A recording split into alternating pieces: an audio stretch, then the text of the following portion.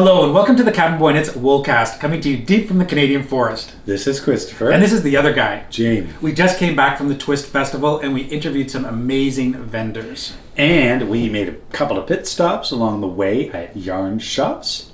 We picked up some wool. We're going to talk about the sheep breeds and some history. And we have a very special guest. We're also going to show you our acquisitions, gifts, and swag. So sit back, grab your favorite drink, and we'll tell you our story.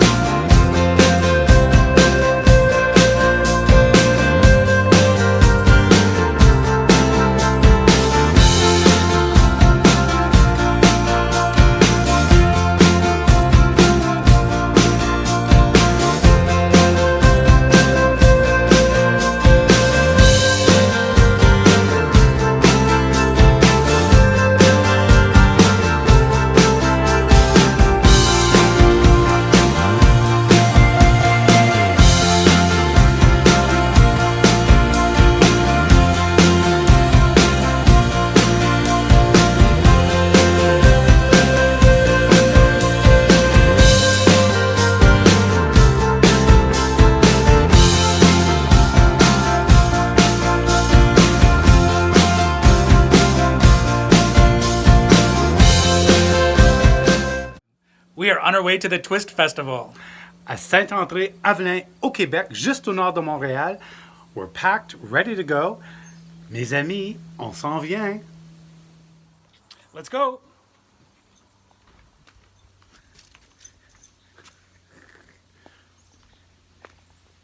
It's a gorgeous day. It's gorgeous. Nice for a drive along the backcountry roads. So let's inspect your packing. Okay, let's have a look.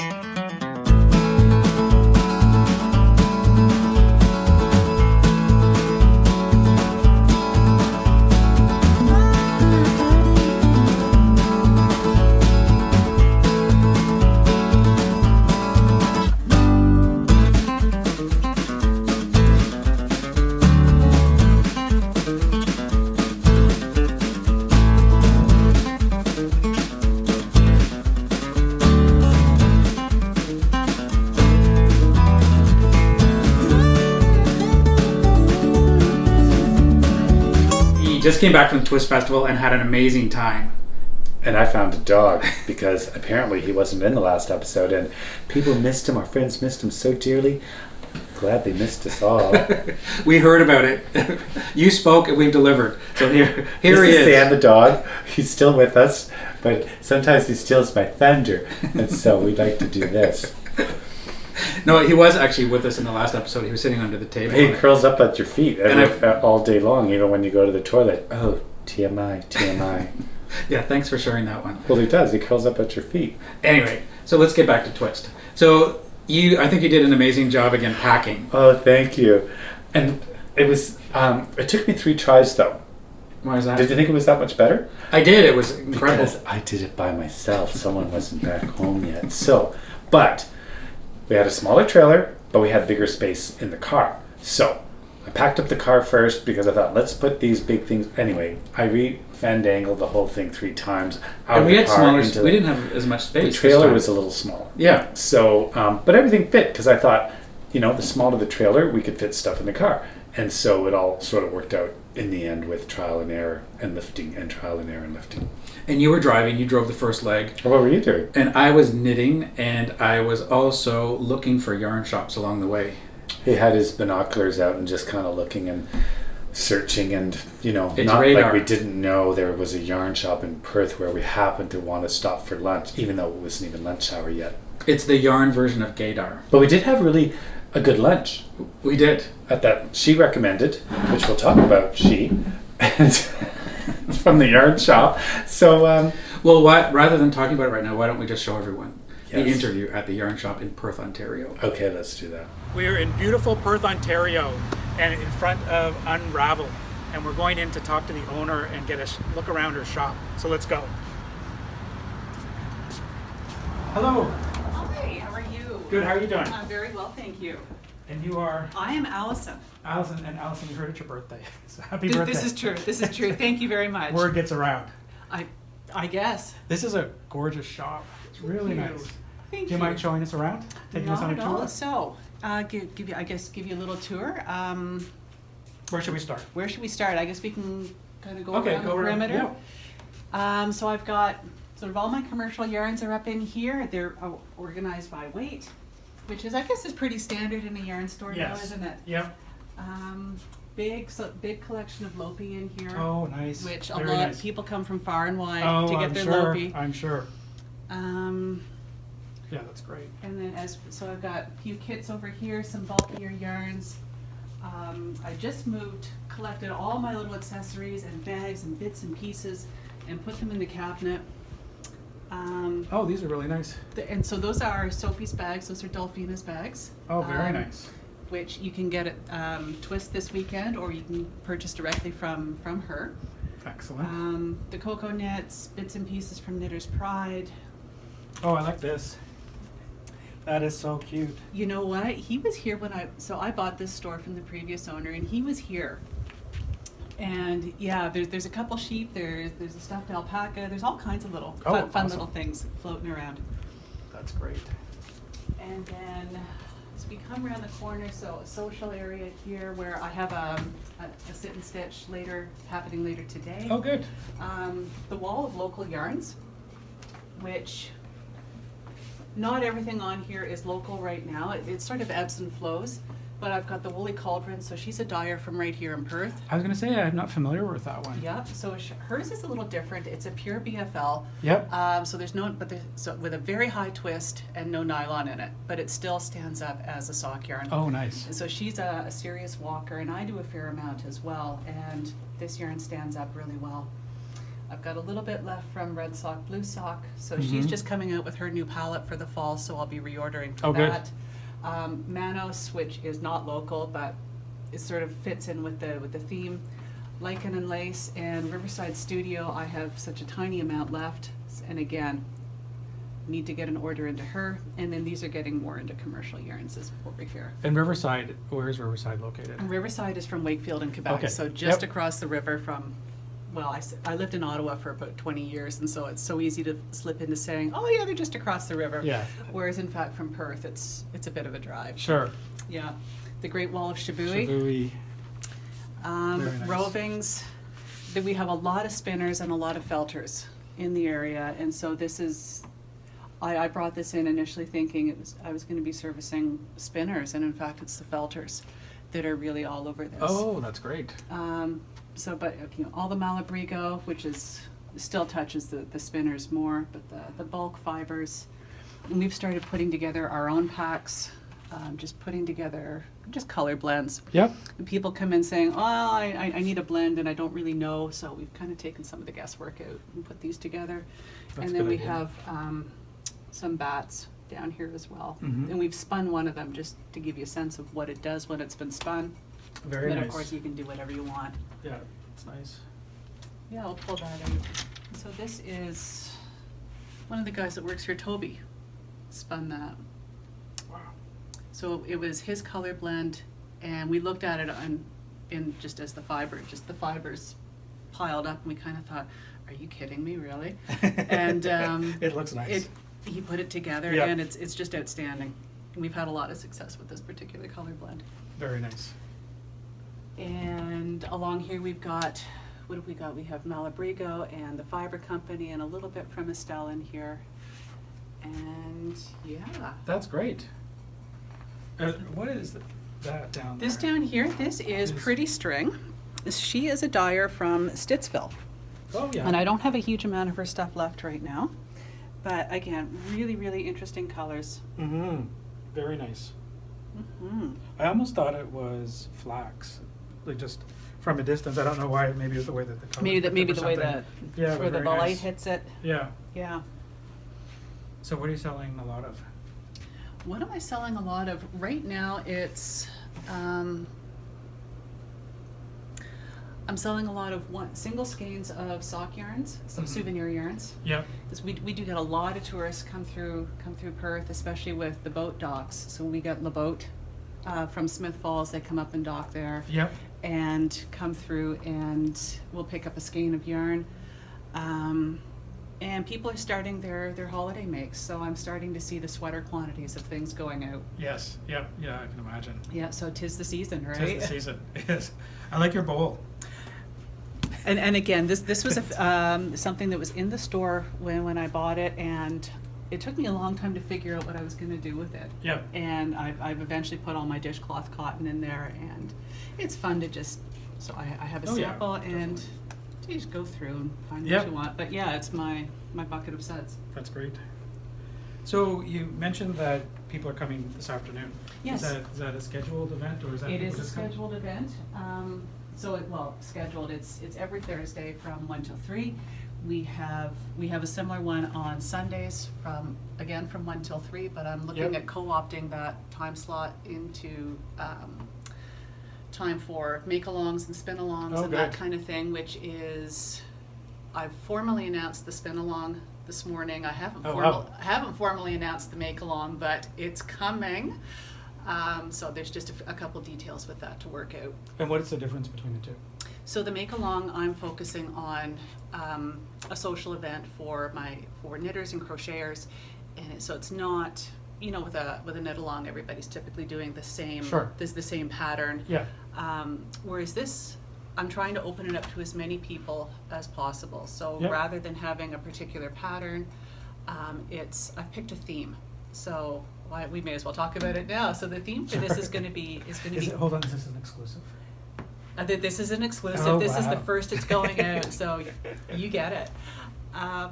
It's going to be about color work. So whether you're knitting or you're crocheting, it's to explore the use of color in Oh, your very projects. nice. Yep. And that can be like and you can really tailor this to the resources that you have available to you right now. So if you have a lot of time and you're a pretty talented crafter, or you've been doing this for a while, you know what? Like, step it up a notch. Do something, stretch your skills. Sure. If you're fairly new or you don't have a lot of time to commit, but you'd still like to jump in and play, choose a smaller project. But we're still looking at color and the use of color in your projects. Excellent. And if you're really, really new and you're really, really not sure about this, we can scale it down even more and say, pick a color that's just way outside your normal wheelhouse, way outside your palette, and work with that, play with that, see if it actually speaks to you. Yeah, I think that's really important because oftentimes we just sit in our comfort zone, and you get people that are just knitting certain things or just sticking with the same colors. So I think Yeah. that's fantastic. That's Yeah, really good. so, That's great. So that's the plan. It's all going to start on September 11th. Is going to be our official cast-on day Yep. here. That's yeah. terrific. And just in terms of the people that show up to knit along, or not, Mhm. yeah, or show up in the afternoon and knit, what do they look like? Is it just locals, or is it Not all exclusively. genders, or is it people hear about it um, word of mouth, or how does that? It's primarily locals, but this is cottage country. Yes. So we do get a lot of people that are here seasonally, Yeah.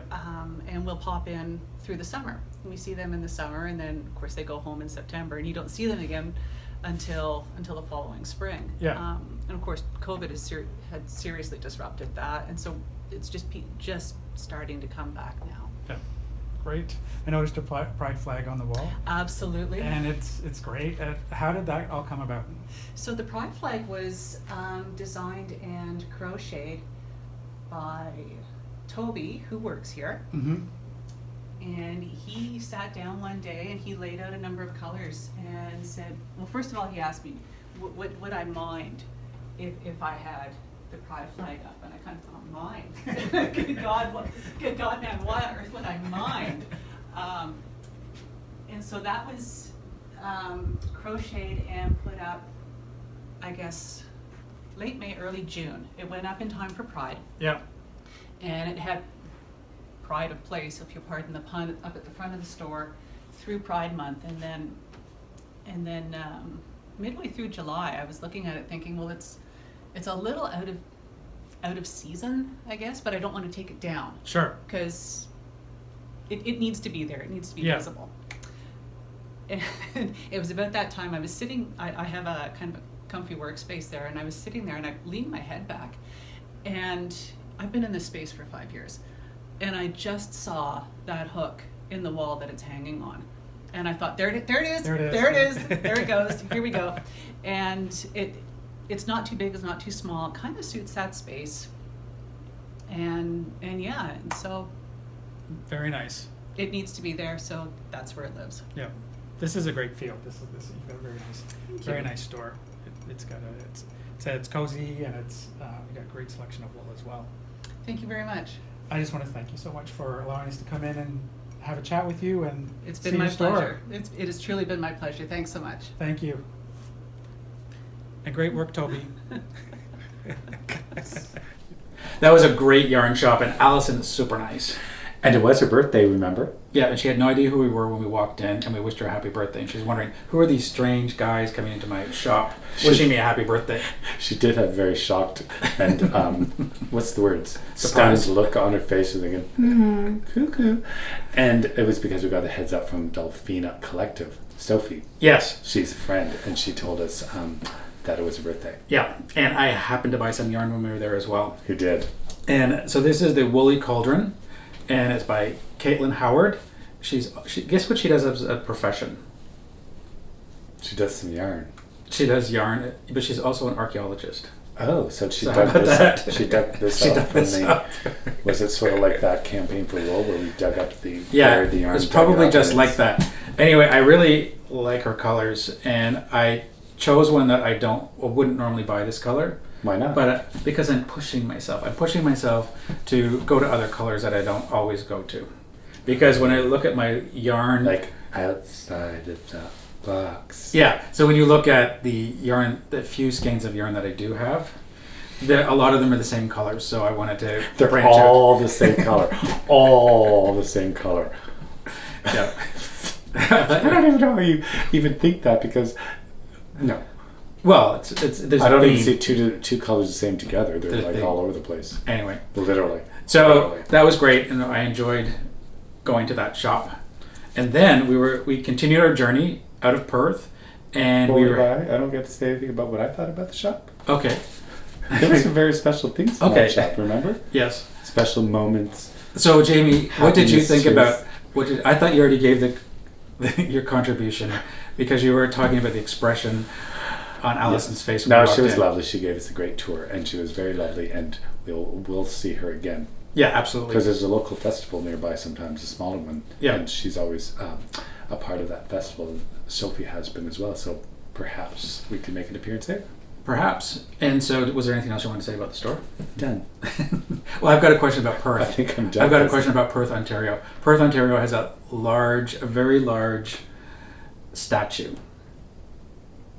Have you been through Perth? Through the whole town? There's Well, somebody we've been very there several famous, times. very famous from Perth. I'm not recalling this. Big Ben. Do you know what Big Ben is? Big Ben is a horse, and Okay. Yeah. Big Ben competed in the Olympics and the Commonwealth Games, and he's an amazing horse. So they have a big statue of Big Ben in the downtown How do you area. know this? Where was I? I didn't see a horse. I know things. I know things. Okay. I just know things. Big Ben the horse. Yeah. No, I didn't know. Yes. I didn't. Yeah. I It could do is a right history downtown. on Perth, but I'm not going to do it. Because you're going to save that for the wool. Okay, are we going to move on now? It's a beautiful historic town, though. It is. Yeah. There's water runs through it. There's beautiful historical buildings. It's gorgeous. It's fantastic. It's a fantastic little town. Yeah. So then we hopped into the car, And then and we what were we did- on our way to the Was festival. I driving or was I knitting? Oh, I was driving. I don't think you did. You didn't bring your whip, did you? Yes, I did. Oh, for yes, you did. midnight. Oh, that's right, you did. So we got in the car. We were driving towards the festival, and on the way to the festival is beautiful Montebello. So we thought we would stop in Montebello and stop in, how do you say it? Wool. Emporium. In the Wool Emporium, and we interviewed Wool Emporium a few months ago. Yes, Amelie. Yeah. There's a connection between Amelie, Blanchard, and Twist. Yes, And she's the founder. There's a small connection there. Yes. And she opened her shop not long ago, and we did an episode. And so we've been to Montebello before, but it's always just as nice second time around. So I'll let you talk about this store when we went into the store. What happened? when we went into the back room. Well, I couldn't believe Amelie wasn't there. Like, not like she was running a festival or something. I thought, where would I find Amelie on the day of the start of a festival? Yes. She wasn't in her shop. She was setting up her booth. But there were surprisingly other guests in the shop. Yes. Yep. We got to look around the shop, and then they opened up the back door, and we saw a dye class going on, which was great. Don't know nothing about no dye classes.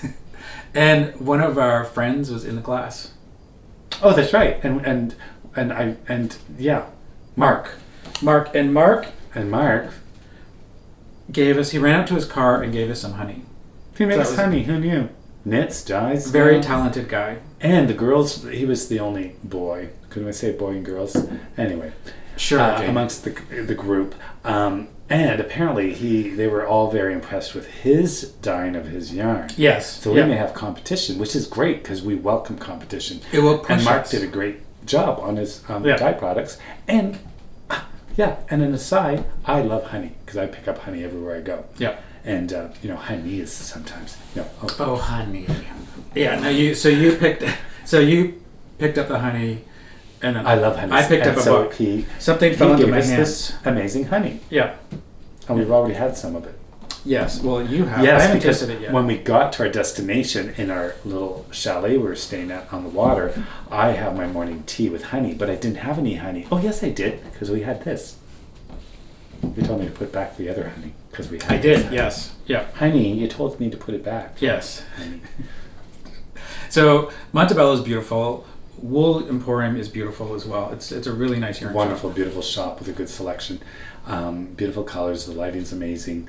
And the town is very historic. They've had summits there. The Montebello Hotel, we've talked about it before. It's the largest wood hotel structure in probably North America. In the world. I thought it was in the world. Oh, the world, possibly. There was a huge one somewhere else, but it burnt down. Oh. I read it just recently, I forget. But there was a big, humongous... This now is, and it's stunningly beautiful, and the town is quite quaint. It's gorgeous. It's beautiful. And I happened to pick up something when we were in the store as well. Mm-hmm. A book. I love knitting books. So Happily Knitting Socks. And this was on my bucket list to buy. So I'm really excited about that. How did you hear about this book? Through the Insta world. Oh, the Insta. We're not Yes. in there. And Who are these two boys? Knit Bear and Dennis just released this book a little while ago. And so that's... And you've been knitting quite a few socks lately. I Some have. from saltwater mittens, but they weren't Yep. mittens, they were socks. They have socks in the mittens, but exactly. Saltwater mittens on your feet. Yes. That could be a new thing. it could be.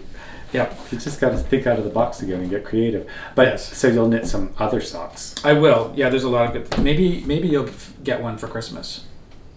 Yeah, you've There's lots of great patterns You in here. have several pairs. I don't have a pair. You started 2 times and you have one of 2 different socks. What? I saw them. They're over there. Oh, what are you doing looking at my whips?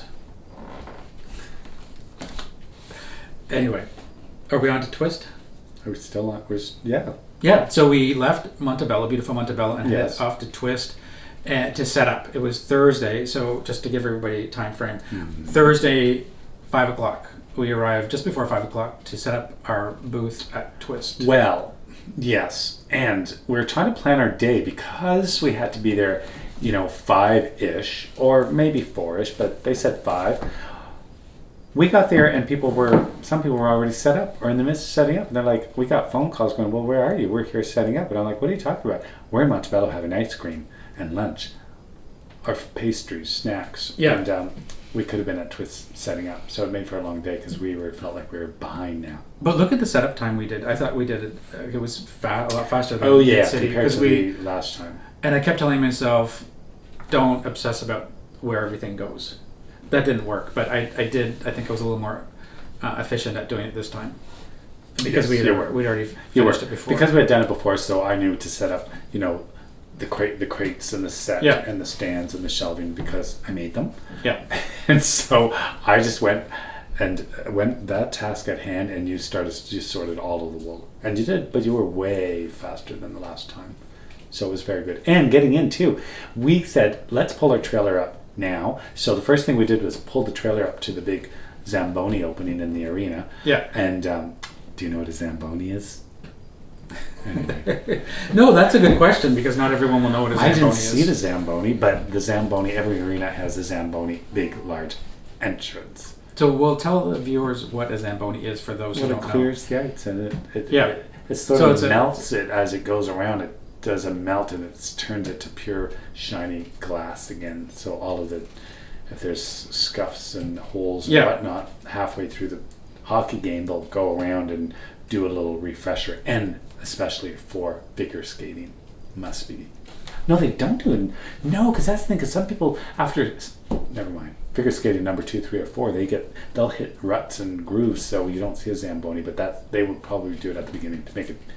I seem to recall a clip of Ionis figure skating on the lake or on a pond Which a couple months ago. Yeah, she's. Did she she's a trip on very any of the well-renowned holes? figure skater. Yes, there were cracks because that was a natural pond. There were cracks. Yes. But she's a pro. She doesn't trip. Yeah. She's been She's a roller trooper. skating since she's 4. Yeah. So Twist Festival was over 3 days and a lot of vendors, a lot of great vendors. And so what was your favorite part about it? My favorite part about it's always the same thing because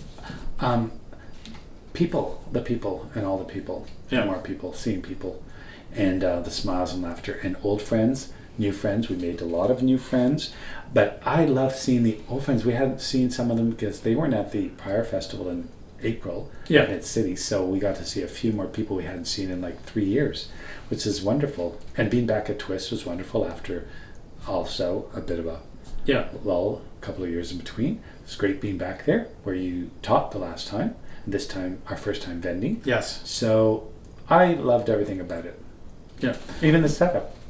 Yeah, the setup was great and we had the best neighbor. We had a couple of good neighbors. What about the one on the other side? Only one good neighbor. Well, Only one. okay, No, they were very to special. full- They're to- special people. In fairness, we could not see the other neighbor because they No. were behind a wall. Yes. And that was Wool Emporium, which they're wonderful This people. wool important. Wool. Wool with it. What do you call those things on Wool. the O's? Um, There's a word. is there? But it's not in our English language. We don't have those on But aren't you French? O's. That's not French. Well, but It's just Emily's take French. Yeah, but there's no. We don't have words with that on it. That's a play on. That's like a Norwegian thing. Right. Norwegian or Swedish in their language, they have that ooh to do that ooh sound, and she thought it would be fun. Well, we have viewers. I think. We have viewers from all over the world, and I'm sure someone can tell us. I just told you. He's not buying it, and I'm not sure either. I'm picking that one. No, that's what it is. I think it's just like that yogurt. Yes. The Yeah. yogurt that has the. Yes. Because it's. So We who did was a our history on other, that who was our yogurt. other neighbor then? We didn't even talk about the first one. Well, we just did Wool Emporium. We just finished talking about that. Prado de Lana. Yes, Amanda, Yes. as opposed to Demanda. That's the dog. That's And his Alberto. chick name. Yeah. And they were super, super nice. And we've met them a few times at other festivals. But this was we We've got to met hang them out several with them. times. That's Yes. what I mean. It's great. Here you're in New York City and say, "Oh, it's Amanda. How you doing?" And then we're somewhere else. Could be Rhinebeck. Hey. Yeah. Which is in the States. And then here we are way north of Montreal, and it's like, "Oh, hey, there you are again."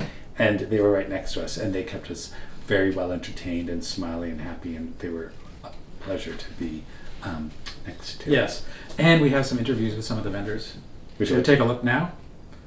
Sure, you had Sure. interviews.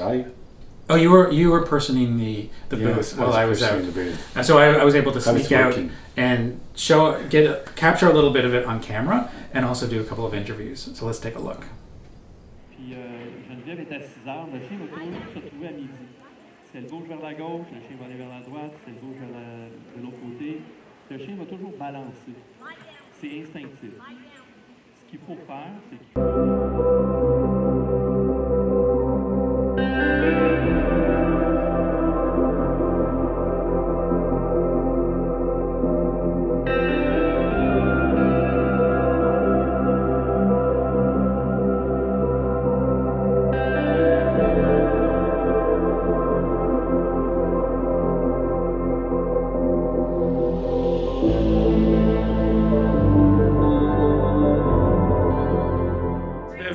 It's a beautiful booth. So many wonderful things in here. Look at all this. It's gorgeous. This. Yeah. Well, we could design a bag.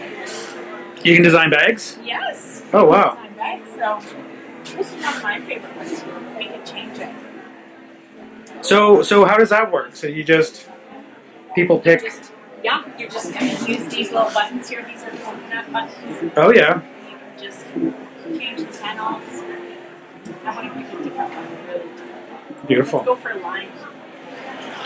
Very nice. Yeah. And I heard, oh, sorry.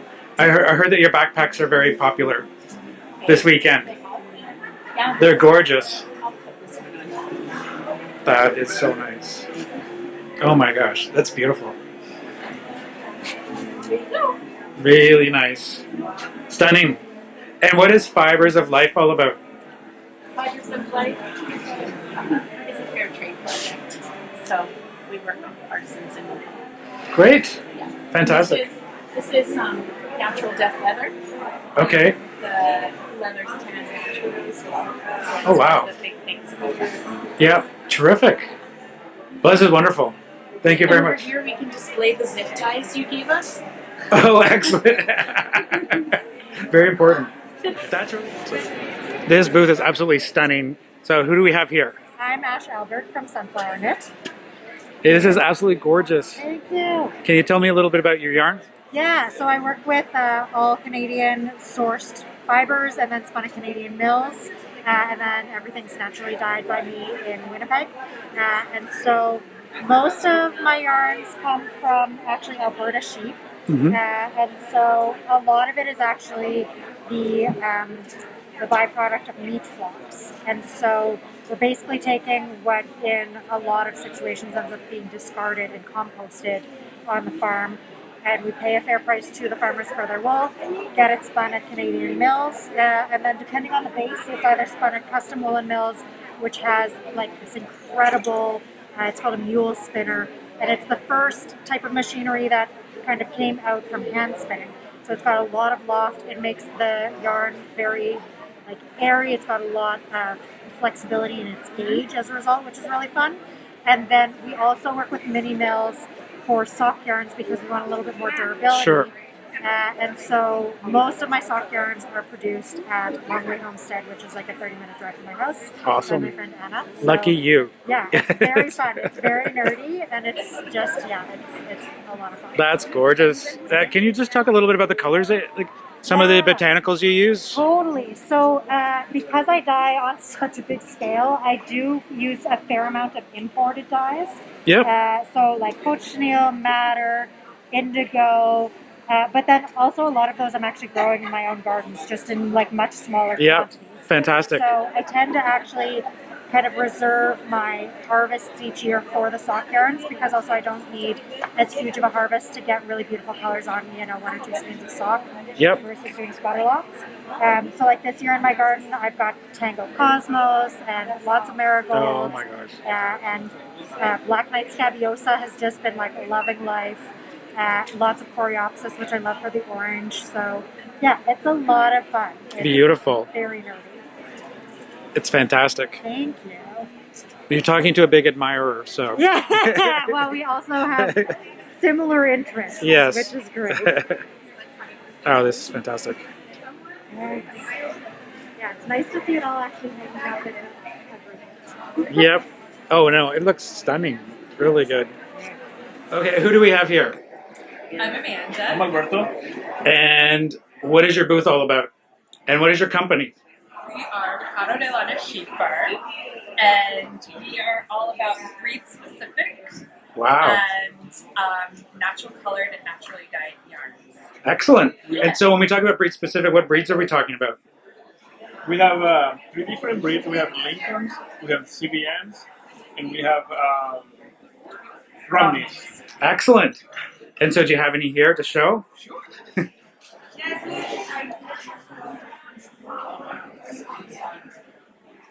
So here's one of our Romney yarns. Mm-hmm. We have both white and natural colored Romneys. Same with our Lincoln. We have both white and natural colored Lincolns, and then our Rommel CDM. Oh, nice. A variety of colors. Yep. So, yeah. Fantastic. Yeah. What else do you have in here? We also have started sourcing wool from other small farms. Yep. So we started a second yarn line called Ovejas, which means sheep in Spanish. And so we source wool from other farms, keep the yarn breed specific, but then we also naturally dye it. So this comes from a merino farm in Rhode Island. Oh, great. Yeah. These are the natural colors, and Oh, nice. this is a natural dye. Fantastic. Yeah. Beautiful. And what are the bobbins back here? Bobbins are 100% wool bobbins.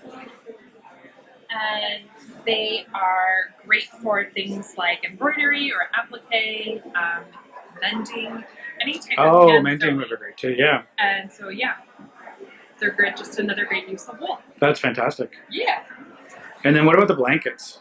The blankets we sourced from the UK, and they're 100% wool as well. They're gorgeous. Yeah, so we have a 100% Shetland wool blanket, and then this is a mixed breed wool blanket. Fantastic. Yeah. That's great. And where are you located? We're located in Stockbridge, Massachusetts, the Berkshire area, which is the western half of Massachusetts in the States. Fantastic. And so where can people find you at festivals? Or do you have any coming up? We will be at the New York Sheep and Wool Festival in October in Rhinebeck. And One in Pennsylvania. we have one coming up in Pennsylvania at the end of September called Knitter Stay Out. And then not sure what we'll have for the upcoming year, but that's what we have in the next few months. Fantastic. Yeah. Well, thank you so much. Thank you. Bye-bye.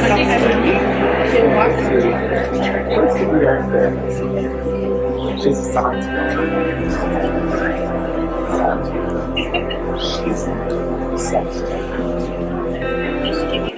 What are you two talking about?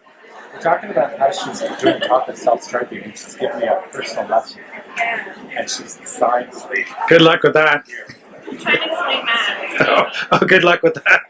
There's math involved. I'm like, no, we just do and there it goes off on the shelf. The best part for you guys is like you can just knit and that's right. So I don't even That's know right. math. Be like that. Oh, right, I see. You've done all the work. You've done the math. We could just... And do you have a booth? I do have a post over there. And what's it called? The yarn therapist. The Yarn Therapist. Thank you.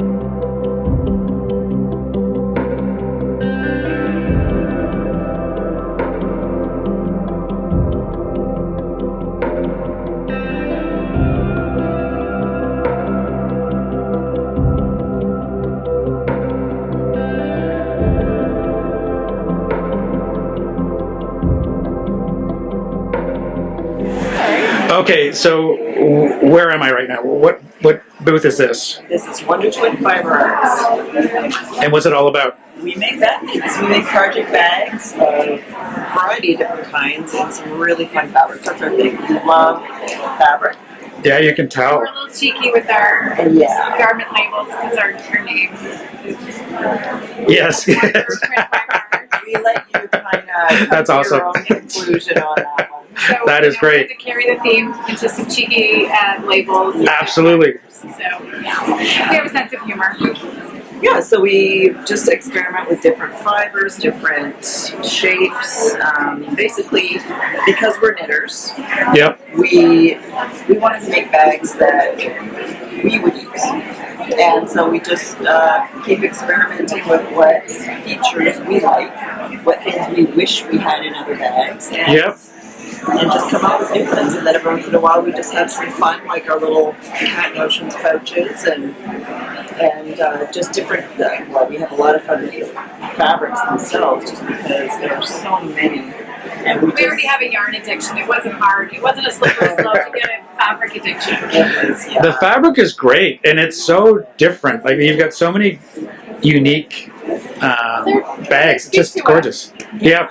We just go for it. So. And it gives, we try to limit it to like 1 or 2 meters per fabric so that they're always new and fresh. We're not making 100 of the same bag.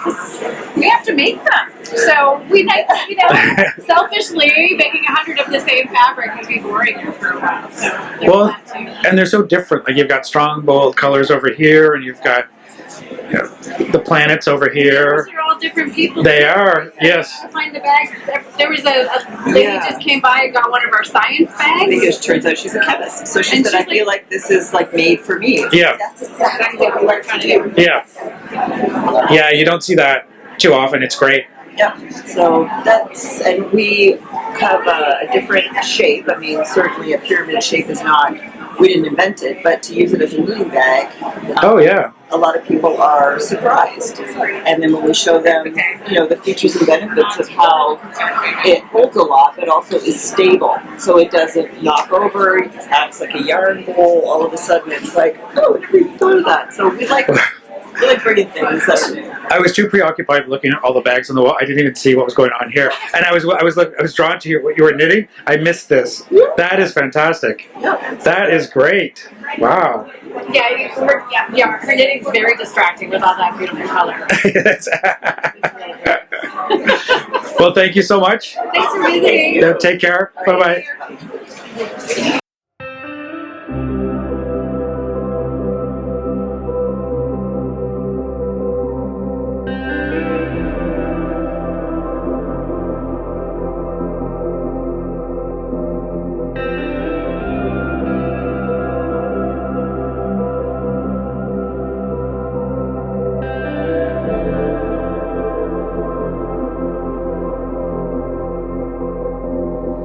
I love your pillows. Oh, thank you. Very nice. Thank you. Can you tell me a little bit about what's going on here? I'm not very good at English. Can I speak in French? Yes. Yep. Oui. Okay. Donc ici, c'est tout, en fait, de la broderie, c'est fait par une raton. Puis elle a fait, là, c'est ça, toutes des œuvres uniques, des pièces uniques. Elle enseigne la broderie aussi.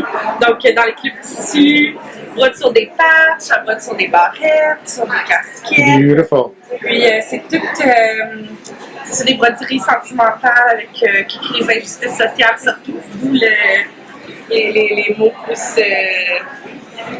plus politique. Yes. Oui. Beautiful. Very nice. Thank you so much. Have a nice day. You too. Thank you. Bye-bye.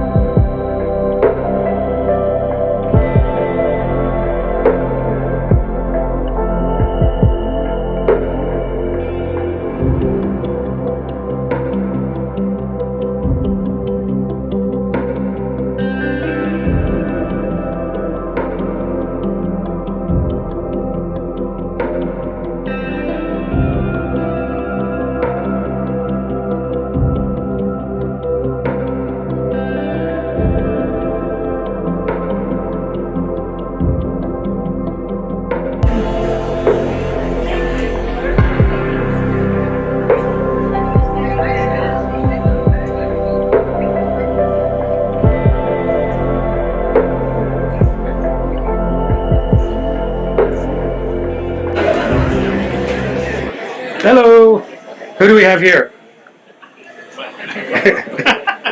Who do we have here? Where am I? Oh, this is Julie Asselin booth. Oh, it's beautiful. Yes, it So what's been going on? What's been a big seller this weekend? DK and DK? Nurture. William Spun worsted work. Where's that? Very nice. One of our favorite yarns. Oh, that's beautiful. Oh, that feels really nice. Very, very nice. Excellent. The booth looks great. Thank you. Sweaters look beautiful. Thank you very much.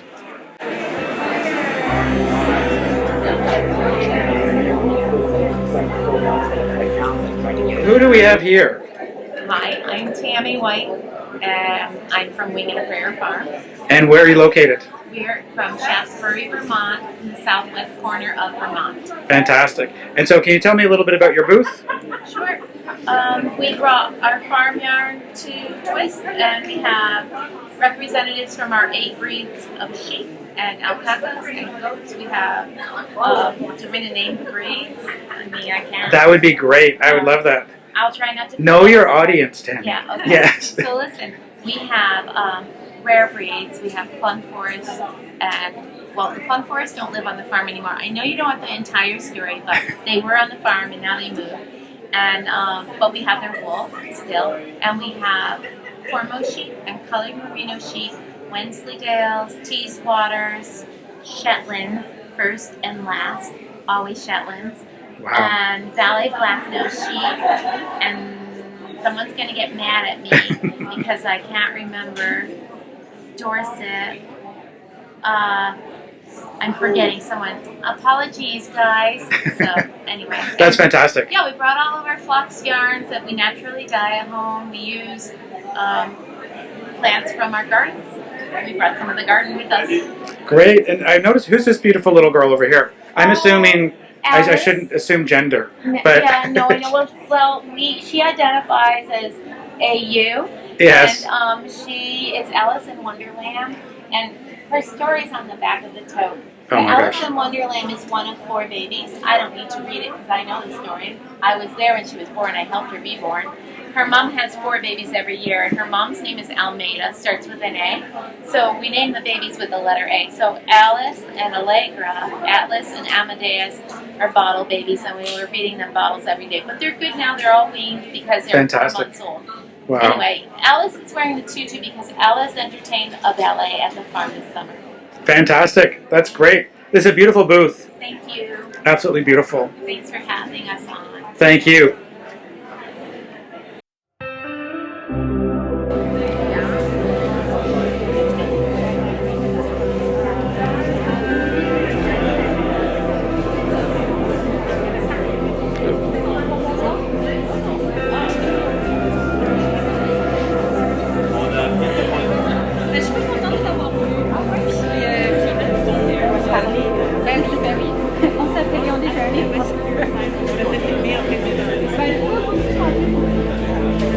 They're like flowers.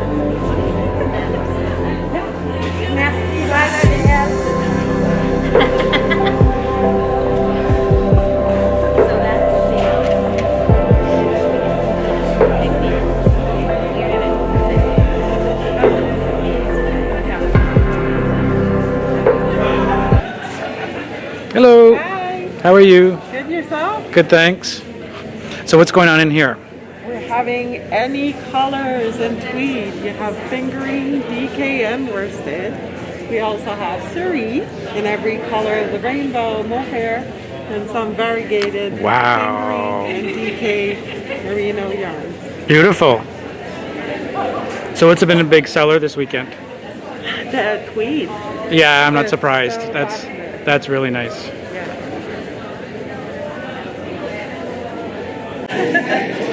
Hello, how are you doing? Good, how are you? Good, thanks. And who do we have here? This is Misneach. Awesome. And so can you tell me a little bit about your product? Yeah, so I make a tartan and Harris tweed bags. So I get all of the tartan and Harris tweed right from Scotland. Harris tweed is all hand woven on the outer hebrides in Scotland, and then I turn it into kids' bags. They're beautiful. Thank you. Absolutely gorgeous. So what is it? Was this the market bag? Yeah, this is the market tote, Yep. which has been pretty popular this weekend. And then down here are my project bags, which are probably the best seller of the weekend, being a knitting show and all. I bought one. Yeah. Thank you. And now I've got my eyes on the market bag. Oh, really? Yeah, Oh, market cool. I saw someone with the same tartan in a market. I thought, That's oh my Marianne. gosh. She's my best customer. Oh, shit. She was here yesterday extolling its virtues. And I can do them with custom linings and whatever you like on the inside. And where can people find you if they? On my website, so it's www.misneach.ca, and I have everything on my website, custom orders, all my products. Fantastic. Thank you very much. Thank you so much.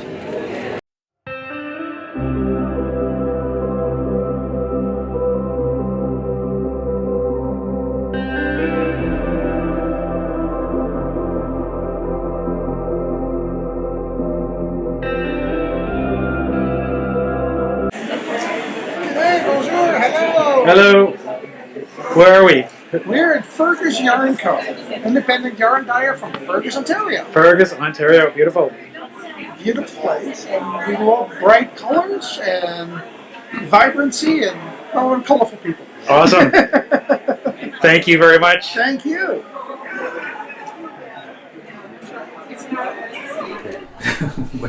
What are you drinking this time?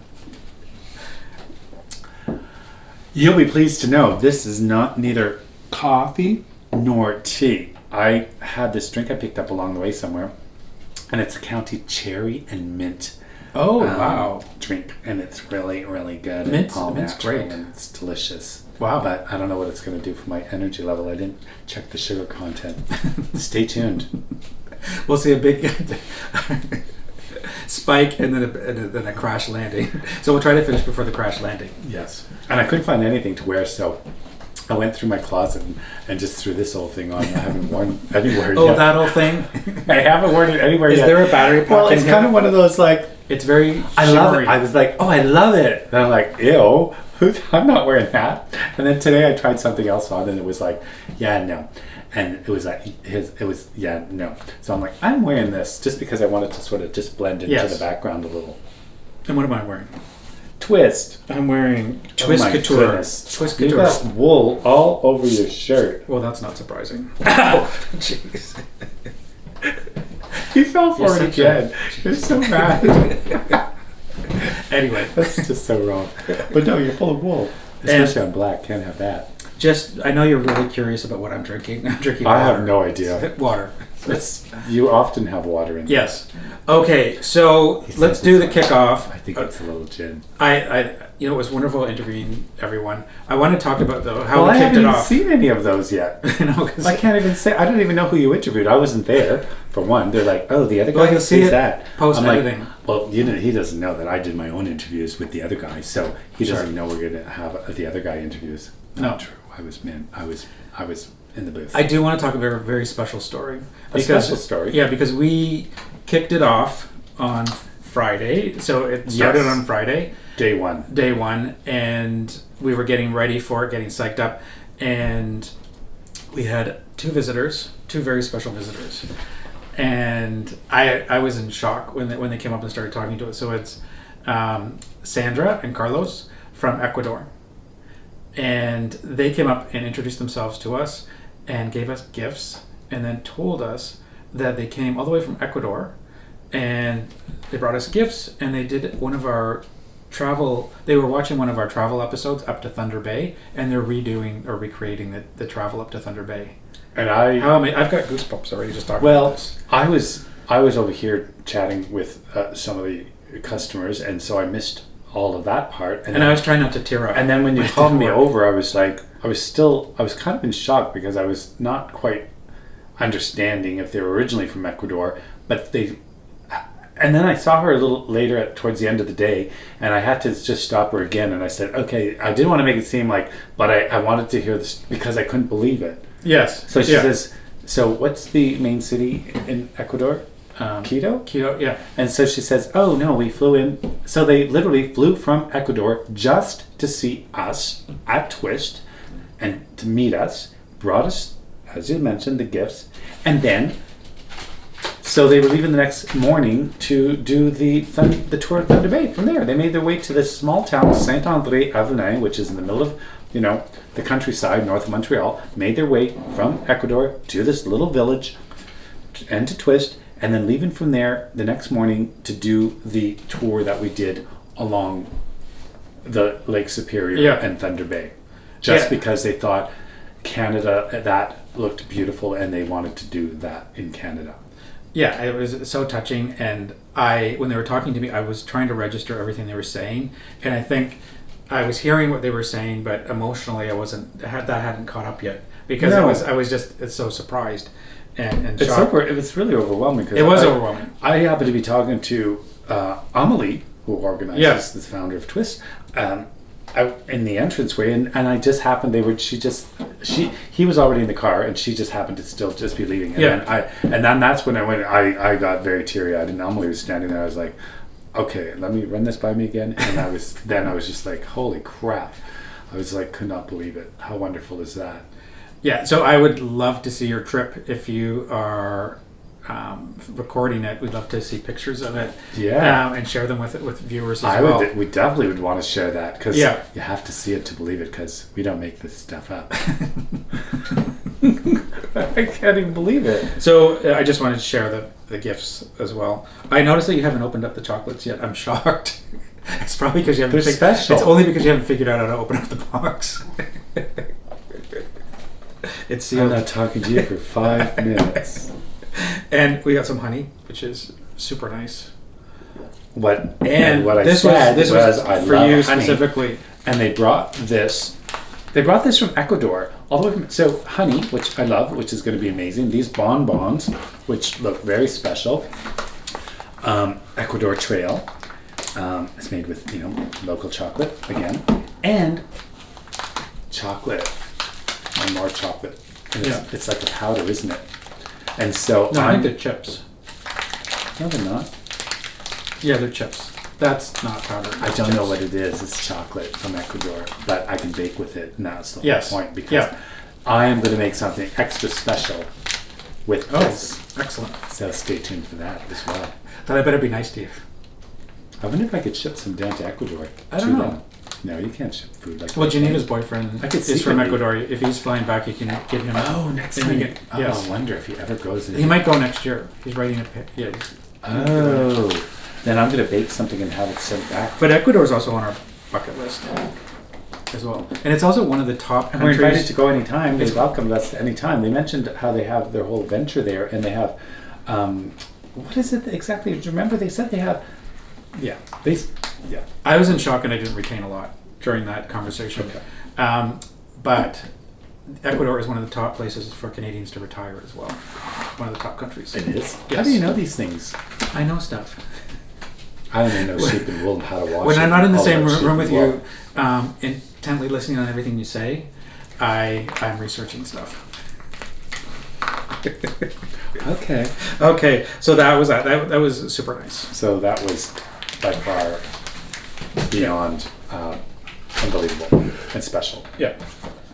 I was just amazed at people from all over the place. We had people from the U.S. come up and talk to us, and like just all over the place. Oh, and we also had on the non-official day when we were setting up. Oh, the setting up day. Yes. Yep. Yes. Are you going to talk about that? That was fake excitement. No, we were excited because somebody It was said, very exciting. We're unloading the trailer, and someone's like, "Hey, CABINBOYKNITs and the other guy." You. And so CABINBOYKNITs and what's his name? Exactly. No, the chatty one. No, it was wonderful. So she came over and chatted. And who were they? Where were they from? France. Yes. Recognize that? Well, there's a very distinguishable French accent that's different than Quebecois and different than my accent. Sudbury. It's not Sudbury. What's your accent? We're editing that part out. Thank you very much. my accent is not Quebecois. It's closer to a French because it's more proper French, I'd like to think, because we learned Old World French. And so it's not the Quebecois. And everybody will tell you that the Quebecois talk a little bit like this. And when they talk like this, they're going, what are you talking? One slow down, one shock, why do you talk like this? Because average people don't talk like that. But they do, and it's very French. There's definitely caffeine in and it's very soda. different. And the French, it's very like a melody. What's the word? Melodic. Melodic. And they just talk In like Sterling this. we And say it's melodic. very melodic like this, and they talk like this it's very easily understandable. Sometimes the Quebecois I love the language because they have some very, very unique anglicisms and special Isn't that Franglish? words that they make into French words. And also they have French words that I don't know because I never learned those French words because I'm not in that Quebecois on a daily basis. Sure. The whole French language. But I did make purposely said I would speak French most often than not during the entire festival, so I could just be a little more on with my French and learn some of the Quebecois very fun, colorful expressions that they like to use. Sure.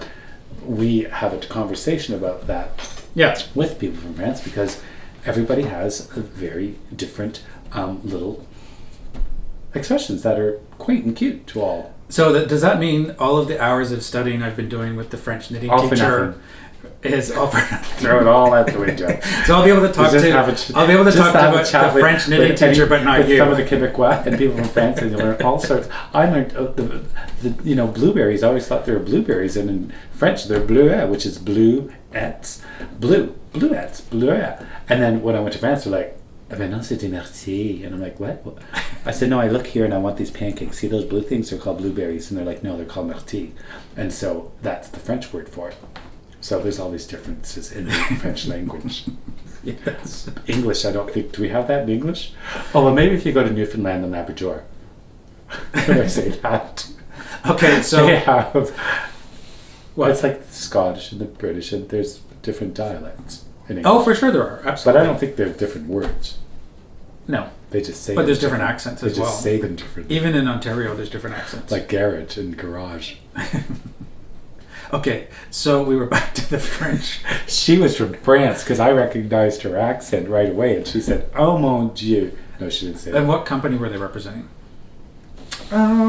What company? That's a good question. But I have the card right here. It's one stitch at a time. Une maille à la fois.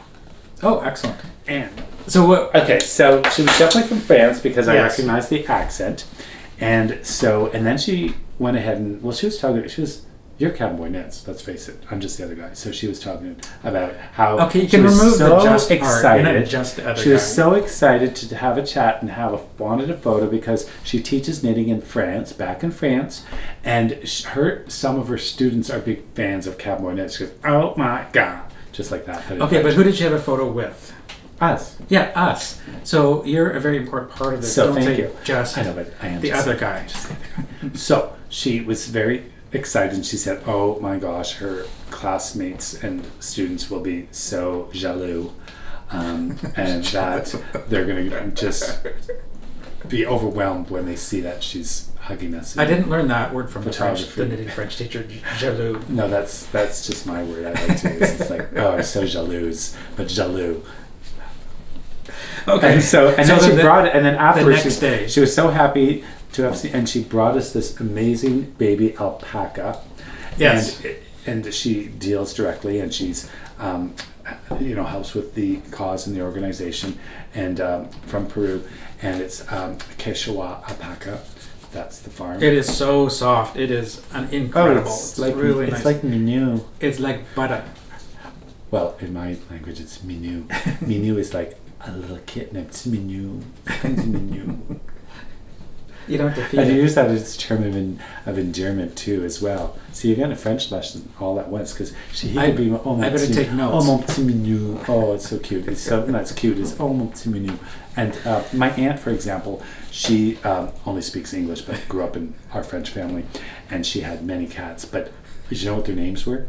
No, but I thought you were going to tell the cat story. They about were your aunt. they were Minou. All of them? They're just Minou. Well, that's an easy. They should don't forget her name. Minous is usually like a cat or a kitten. Yeah. It's Minou. All of our cats were just Minous. I think we have time for the 30-second version of that story with your aunt. What's the story? About going to the basement. Oh my gosh. Okay, the one time she was living in a farmhouse, a small farm at the time, and she asked me to go fetch something for her in the basement I was visiting. And so I opened the basement door, and I don't do basements because, that's another story for another day. Is that because you saw Silence of the Lambs? It's the dark. No, it just goes back to childhood darkness. I don't do basements. And so I opened the basement door, and what do I see? Dozens of eyes. I'm not even kidding. Every step, all the step, I just like saw gremlins. these shiny things like gremlins on the stairs, because she had cats, and several had. She had probably had 8 cats, and several of them had kittens. So there were cats and kittens, and eyeballs. With no mittens. I didn't go downstairs. Yeah. I didn't go. I was like, closed the door. Said, "There's something in the basement." Some things in the basement. And who knew? It was her little Minous. All the little Minous. Can you say cat lady? Okay, so from the cat lady, why don't we talk about what we purchased there? Where? Or we're received a gift. So we did. At the festival. Okay, but we didn't mention all the other. This was just another fan, but we had people come from all over the place. Yeah, I mentioned that before. But we got into I don't this. think so, because we're going to re-edit it. Okay. We had lots of people. There were people from all over the world that were popping in saying hello. Well, the world, I wouldn't go that far. There were others from the States and Canada and Quebec and Ontario. And I didn't ask them where they were from. Out west. So technically we don't know. So technically I can't make that statement until we know. A lot of people made their presence known, and we're happy to welcome and take photos and hug each and every one and say hello. Yeah. I was more pleased with the chitty chattiness and are we supposed to sell yarn or things? I don't know. Doesn't matter, because we loved the social it was nice aspect. It was great twist. And there were also wool celebrities there as well. What's a wool? What? Wool celebrities. Wool celebrity. Who is there? Well, people that I was excited to meet. So many people. One of them was Tammy from Winging a Prayer. Tammy, yes, because of course. We follow Tammy on the Insta, and it was so nice. But what was even? And there were other special people. And you know why they were special? There were lots of other special people. I know a lot. I'm just calling her Tammy to begin with. And Julie Asselin. And it's not only because she brought her home baked cookies on day one and came by with her cookies that I fell in love with her. I saw it first though. I know where you're going with this story. No, you don't. Her onesie. Is that what you're going to talk about? She had the best onesie. She looked hot. It was. I can't say that. You already said it. It's already recorded. She had the best jean onesie on. Oh, yes. It was amazing. And it was, and you know why she said, okay, I thought it looked great. I'm like, I'm gonna need that when can I wear that tomorrow? Like nobody will know. You'll share it, and I'll wear it tomorrow. And she said that because it was very form fitting, but I don't know if it looked great on her. It didn't have much give to it, and so she said it was so great because it had like really great back support and her hips and leg support. So she said it was wonderful to wear because you're on the sheet all day. Because you could stand up all day. Yeah, yeah, so it was great. We'll have to find out where she bought it. Exactly. Or you can make when you've got your new sewing machine. And we saw les Tricoteuses du Quartier, which yes. we're both big fans of. We interviewed them in their store in Montreal. And we did a live special announcement. We did. And they're always so full of life and so friendly, and they have a very special story behind their store and shop, and I think they're very special, friendly people. Yeah. The announcement was that we'll be doing a trunk show at their store in November in Montreal. Well, shouldn't we wait for them to announce it? They did. That's right. They announced it live on Instagram. You didn't tell me that part. When you were in it. They interviewed I was babbling in front of the camera, and there was no editing involved. Yes, that's what. Because this show, it's only thanks to the editing that it seems like I'm stumbling now. Yeah. Thanks to Christopher's wonderful editing that makes me sound good and look good. Now you're telling me something's out there and it was live. It's out. Yeah, it's out in the Insta world or on Facebook Live. So Well, I love and the Insta. Dolphina Collective is also going to be there the same weekend. We don't know the exact date yet, but it will be in November in Montreal. That will be a lot of fun. Yeah, Dolphinas. that was supposed to go at the end of that was going to be a special announcement at the end of, but this was a good intro to it, so it just flew. So I'm not going to edit that. I'm going to leave it right here. Okay. And But should we go to Tammy? Well, I think we need to. Do we want to talk about Tammy now? Because I started talking about Tammy. We were talking about wool celebrities. I know what we were talking about. Okay, so can I bring it out? Carry on. Okay. Are we talking about her? No, we're not talking about her wool yet. So I'll bring it out now. Oh my goodness.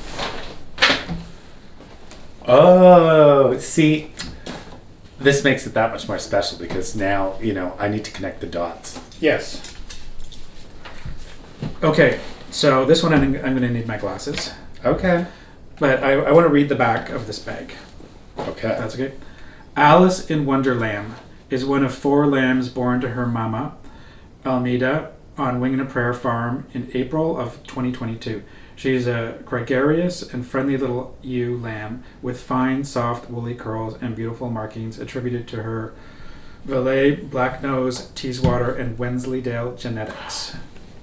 Now, Wensleydale? So look at this. Okay. Out of all of the yarn, yes, I picked this one. Just you went up to it. And just the look of it, and then when I was touching it, I just loved it. And this is. So this is the little sheep. Her relatives helped make this lamb. Right, and this is the actual little. Yeah, so she's lamb. connected to this skein of yarn.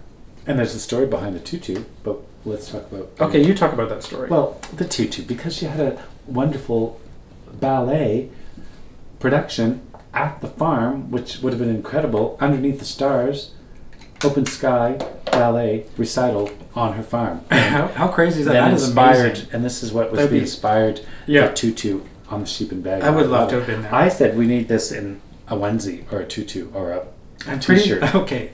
For me. Yeah. Oh, for the picture. I thought you already have some tutus. 2 tutus. I don't know. Maybe I don't know if it's this sparkly, but you have some. I think I might have. But you're saying that you'd 2. like that image on a t-shirt. Or a onesie. That's what yeah. I said. Yeah. Or on a onesie. Julie Asselin's onesie. Thanks for translating for folks. So that was wonderful, and I was so excited to meet her. Okay. Yeah. And see, this is the thing, is until, we meet a lot of people. You're good at names. I'm not so good at names. And that's why, as soon as you brought that out, it's like click, click, click, click, click, click, click. Yeah.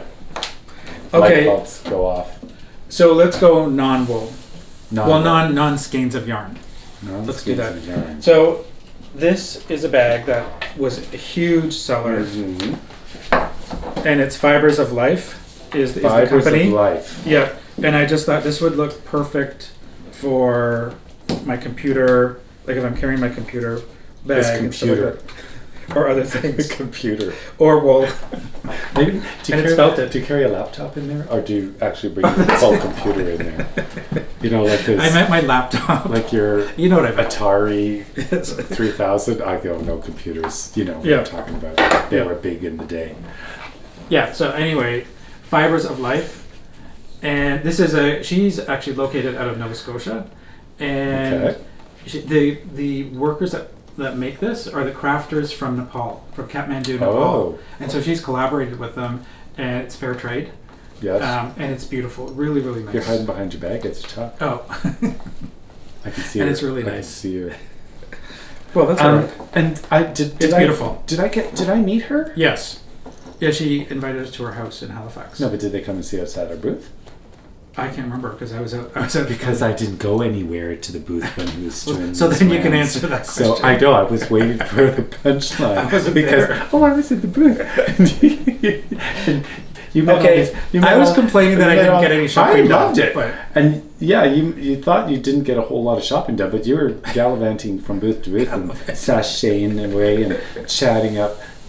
I think I was more gallivanting. I was more gallivanting than sashaying. Nova Scotia. I don't even know her names. And then you're meeting all these people.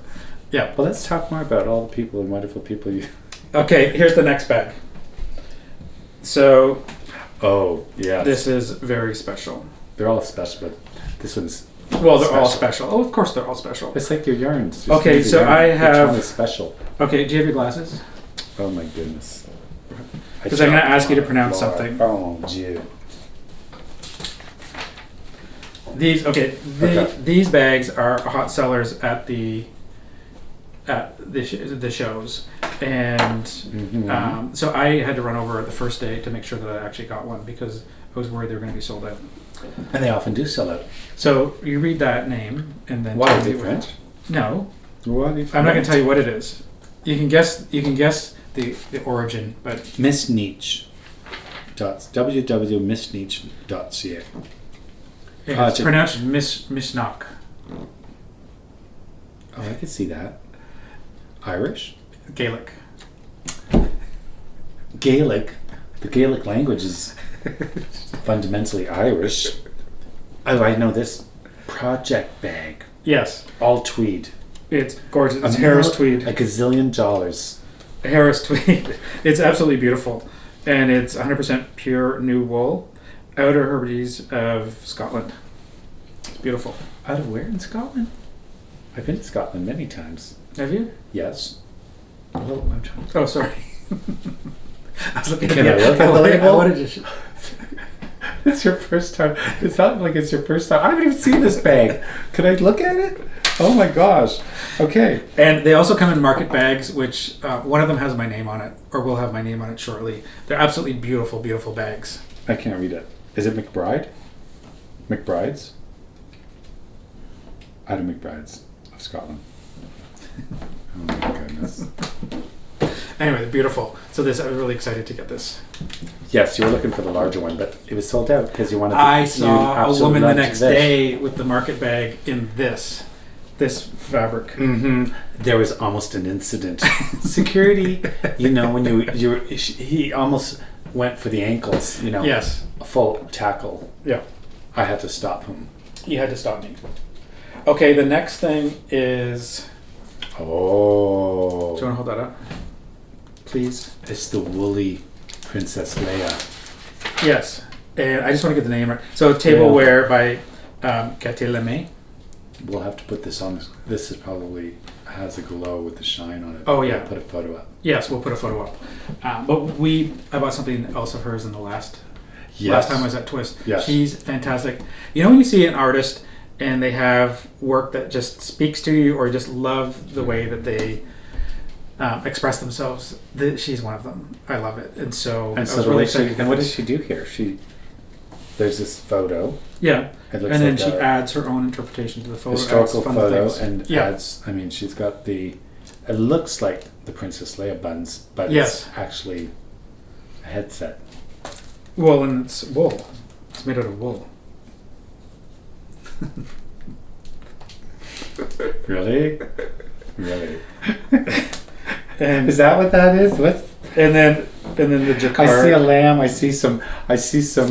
I think she's called round balls. Madame Jacquard. I think that's what it is. Oh.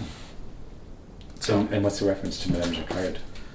Well, Madame Defarge, but Madame Defarge. Yeah. But what's Jacquard? Well, she's wearing jacquard right here. Oh, that's what you're talking about. Yes. Okay, that makes sense. Yeah, and Madame Defarge was. Yes, someone else. Yeah, Tale of Two Cities. I'm trying to. They would sit around. And what's the connection between this ball of wool attached up here somewhere? Well, hold on a second. So we need to talk about Madame Defarge. Mm-hmm. I have a T-shirt that says the Madame Defarge Knitting Club or Knitting Society. Yes. But they sat around and watched the people beheaded. While they knit. Yeah.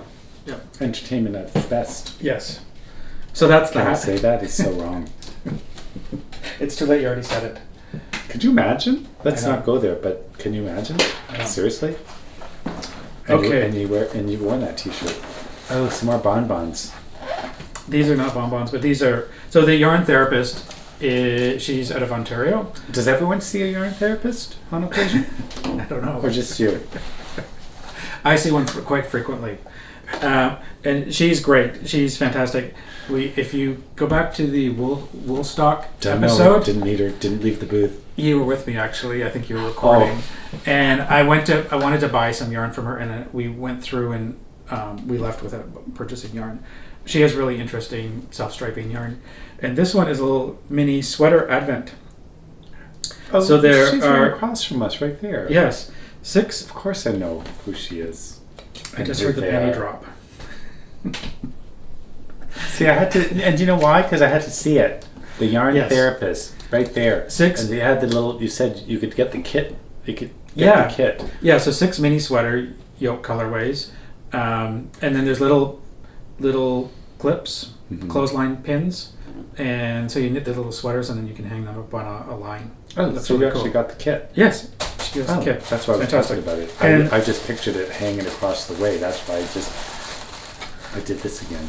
And the color is a surprise. The colorway. Is that part of the package? So I'm opening it up now, so it's not going to be a surprise anymore. Is that how she promotes them though? You just get something and you're going to go wow, or you can pick she it. Surprised you? She surprised us. It's called colorway is called surprise.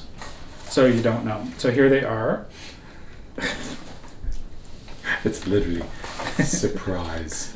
So here, I can't wait to knit this. This is going to be awesome. And look at the little pins. So each one of these makes the a sweater? clothespins. Look at the little tiny clothespins. Do you mix and match, or each one of these is a sweater?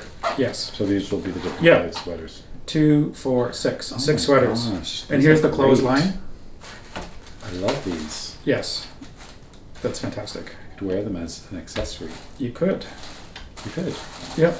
So fantastic.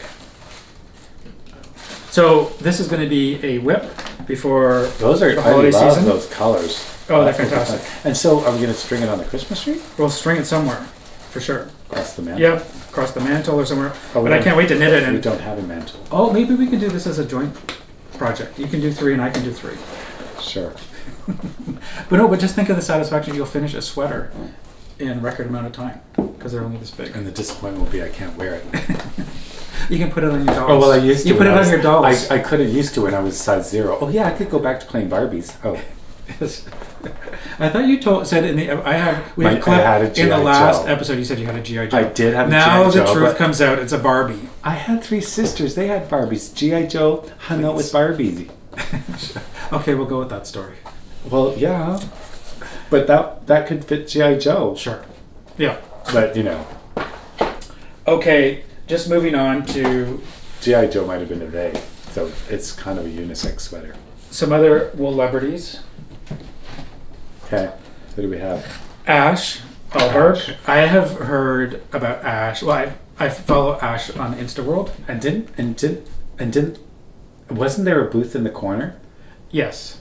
Yeah, Ash had a booth in the corner. And remember we walked by it and it was one of the most beautiful booths. Because they had all of their yarn on the wall and they had it it was gorgeous. It was all different shades of like blues and greens and yellows. It was and the absolutely sets, gorgeous. the shelves was all very neutral and natural looking, like a natural wood almost.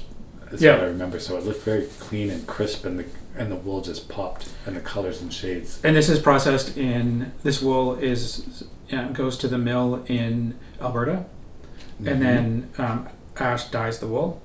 And so I asked Ash to pick a skein out for me, because they had a wall of color, right? And I just thought rather than me picking it, so they went like this and were holding it against my face to see what would be the best color. Yeah. So this is the one that won. Okay, I love it. Yeah, because I love these cinnamony rust colors. Yeah, it's beautiful. It's gorgeous. The other thing I picked up was, because they are a natural dyer, it is the natural dye plants to grow and forage in the prairies. In the prairies? Yeah. So I wonder with that, what do you call it, zone? If we could, I'm sure we could grow some of them here. Yeah. And what are some of them? Well, and I was showing our special guest, who's going to appear in a few minutes on here, and our special guest pointed out the fact that they used the color of the plant, like the onion, to wash over the picture. You just thought it was a random color? I didn't put it. You just threw a blotch on there, like what's that artist who just put a splash of color there? Pollock? Yeah. No, it's a little more organized than Pollock. Well, I don't know. Oh, they're the... Oh, I see. So I thought that was very They're not the interesting. common names. They're the actual, what do you call that? Yeah. Scientific names. So we would know them either way. Although this, Latin. I think we would know this one. Yeah. Looks like an onion to me. Yeah. Allium. So we could figure we're out. gonna frame Did you this. figure out any of the other ones just by looking at them? Well, no, I got my glasses. Oh my gosh. But we'll frame this and That's put it not in our gonna help workshop. with the scientific names. Yeah. So that was great. And then sharing the booth. Sharing the booth. Sharing Ash's booth was Kaylee Turner Beckman. And did I meet her? I don't know because I was off gallivanting You're around. away. But I picked up some great books. One of them is Dying with Weeds, and the other one is Dying with Scraps. That's really fascinating because we're still all about learning. We learn new things every time you talk to somebody. Somebody has a tip or a plant that maybe we didn't think of. So these are great. I haven't glanced through them yet. So we might. And I didn't say the cover- business name either. Luddite yarn. Okay. Yes. And then the last thing I picked up, this was free. I got for Rare Breeds of Sheep of Canada. Of Canada. And I haven't looked through this Well, yet. you know, I can't that's wait. interesting because, you know, when we do a little history on sheep, I'll often mention when they were introduced to North America, specifically Canada, if there's a reference to a time and date when they came in Canada. Oftentimes it's just North America, US. It's kind of like on the world map, like Canada is part of North America, but we're actually our own country, and so sometimes it's not exactly written. So it'll be fascinating to go through this to see some of the sheep that maybe I didn't mention specifically, and if there's specifics of when they and how they arrived in Canada. Yes. Yep. And so I forgot to mention Ash's company name, which is Sunflower Knit. Oh, okay. And Sunflower Knit is in a bunch of stores, so you can check out Ash's website for that. And then we're going to get into. I didn't talk about the Luddite yarn yet because we're going to get into that in a minute. And what is the yarn? I don't know. Would you want to look at it now? See what it is. Okay. Now that we're talking about Luddite yarns, I think you've got a story to tell. Well, I do know a little bit about this very specific breed of sheep. And what breed of sheep is it, Jamie? It's the Black Welsh Mountain Sheep. Oh, wow. It's black. It is black. It's beautiful. So this is another example of a rare sheep breed, and it originates in the Welsh countryside. As I mentioned, it's Welsh, it's Wales. It's a smaller sheep, and it's very well adapted to the very harsh conditions of the area. The Rocky Mountains, well, not the Canadian Rockies, the Rocky countryside. I know what you mean. And the bogs. Yeah. Now, it's descendant of if you just take out the black, it's the Welsh Mountain Sheep. Now, it goes back many, many years, hundreds of years. In the Middle Ages, it was well known for its milk production, milk and wool, throughout the ages. But what happened is, as many herds, the shepherds, that occur in white, they're mostly a white breed of sheep. But the black sheep occurs every now and again. The black sheep makes an appearance. Oh. So the shepherds decided that they would interbreed some of the black sheep, and through selective breeding, improve the meat quality and the fiber. And so by the 1800s, even Queen Victoria insisted on this Welsh lamb on her royal dinner table. And the fiber in itself... Oh, not for the fiber. She didn't eat the fiber. Although, looking at her, she probably ate a little bit of everything. We're going to leave that out. So no, she didn't eat the wool. She actually ate the very British prime lamb, which was very well known for in Britain, which it is still a premium lamb today. Oh, wow. Now, the wool itself is a very soft fiber, and it is used in the textile industry in tweeds for blends and flannels. Yes, and they also say, which would explain, they say it's made to manufacture grays. So I guess like this one is actually a blend. So you could see the flex in here, but I guess if you put more of a white or a paler color, just by looking I at love it, it would this. appear gray. So I think that's what they mean. Sure. So this wool is actually a very valuable wool because the natural black is rare. Well, not that rare, but because this specifically is bred for the top quality black wool and in the manufacturing industry. And it was only imported into the United States in 1972. Oh, wow. And also was only recognized as a breed in 1922. So the U.S. in 1972, but it's still a threatened species. There are only about 10,000 worldwide, and in the UK, in a 2012 census, they were only at about less than 5,000. And now the U.S. flock is very valuable as well because of its contribution to conservation. Yeah. Now it's fantastic. So this specific one is blended with the Charolais. Oh, sheep breed. Yep. Charolais sounds a little French to me. So it a little. It originates in the Charolais region of France, which is the Burgundy area, and the town is called Charolais. It was developed in the 1800s, and it's by breeding a long wool Leicester, which we talked about because they go back centuries. The Leicester long wool. Yeah. And again, to improve the length, quality of the fiber in itself. And it's also used as a very fine wool. It has between 29 and 30.5 microns, which is relatively very nice. And they use it in fine hosiery fabrics like women's dresses and just on its own. Excellent. And this is why it's popular today. Great.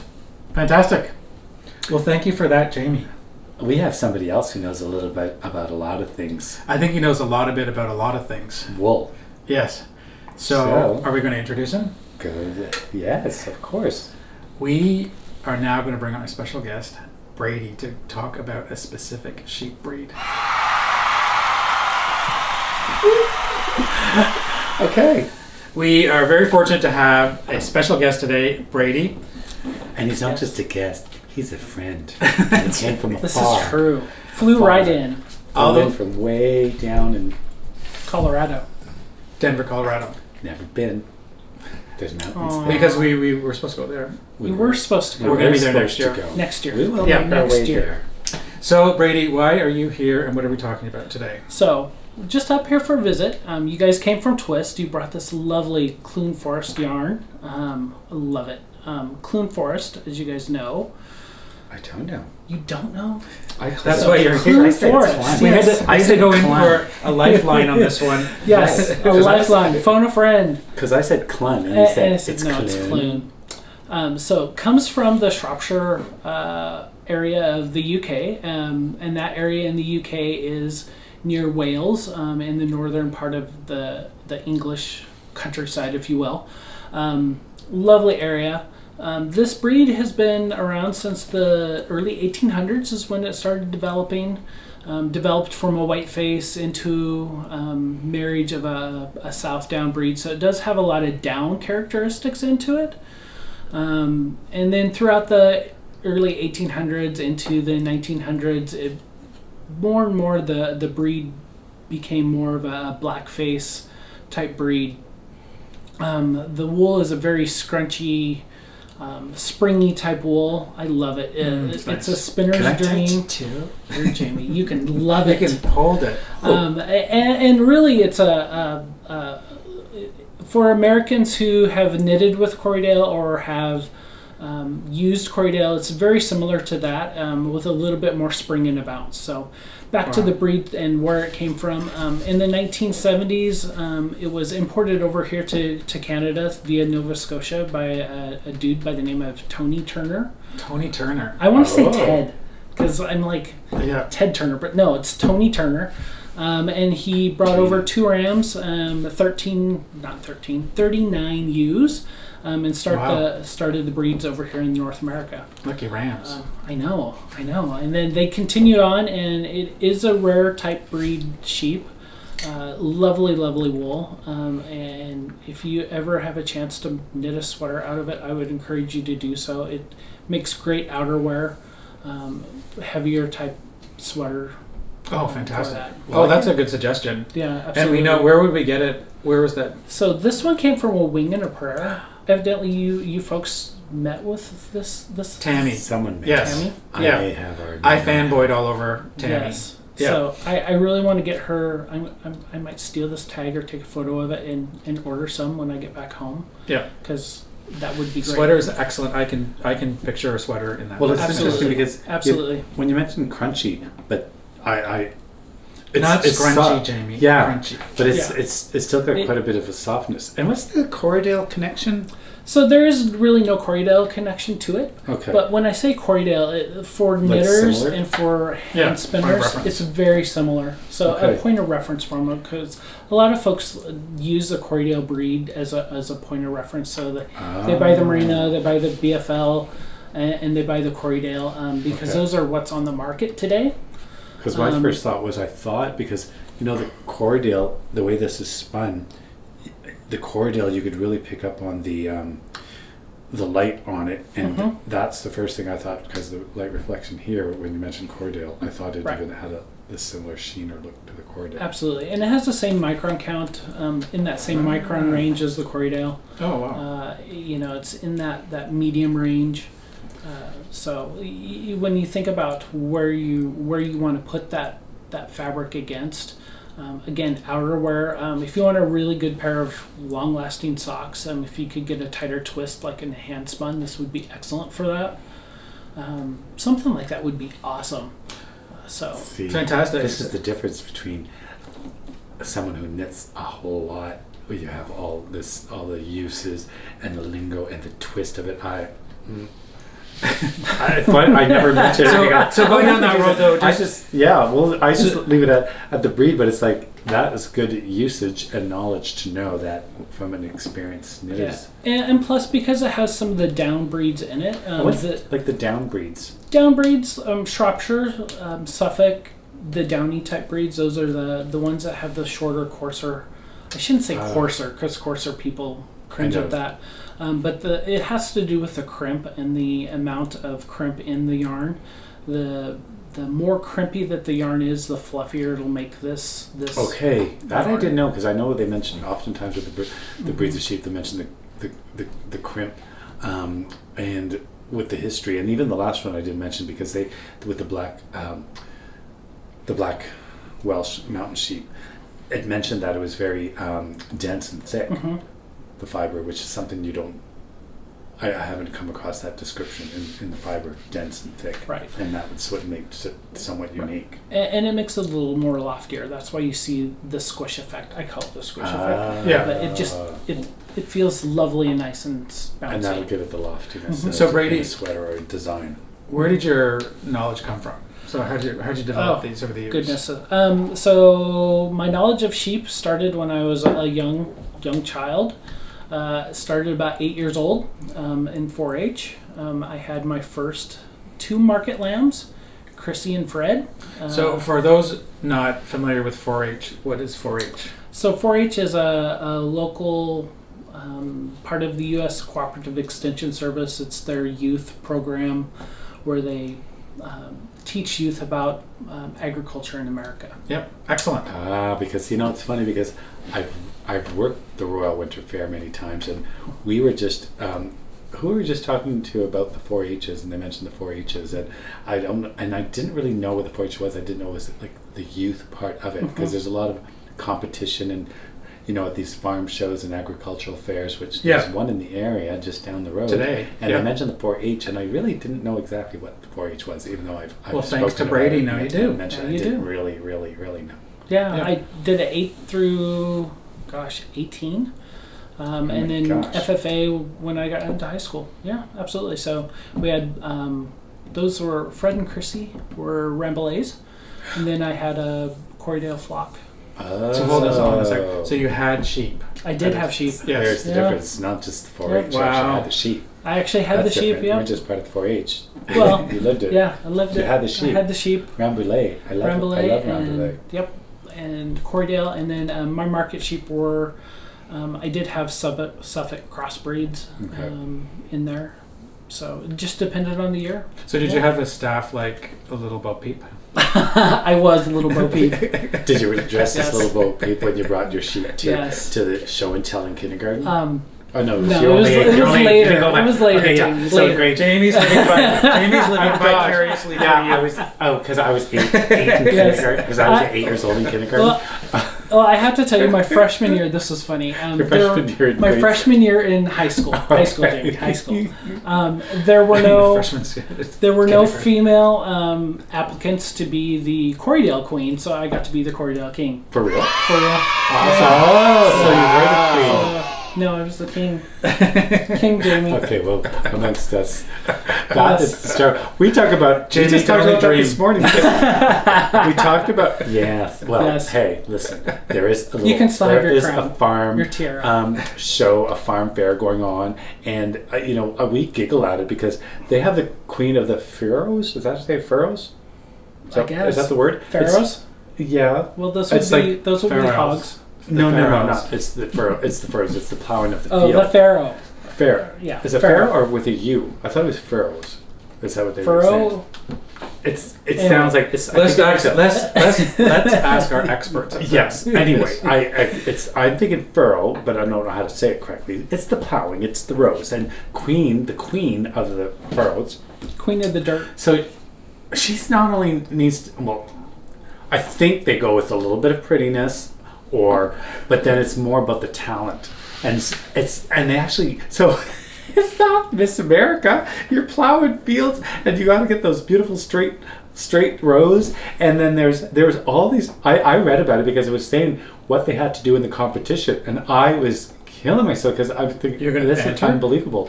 No, I thought, oh my gosh, it's not just she needs to know how to plow a field. She knows how to all these things. It's probably all part of the 4-H. Like they have to do all these different sort of farm tasks. Yeah. And be presentable too, because the queen needs to be like, hey, I'm the queen. So it's very interesting. So I wonder, how many are actually in competition. And I'm thinking, if I identify sometimes as L, would I be able to enter the Queen of the Pharaohs at the local? You'll have to ask. Okay.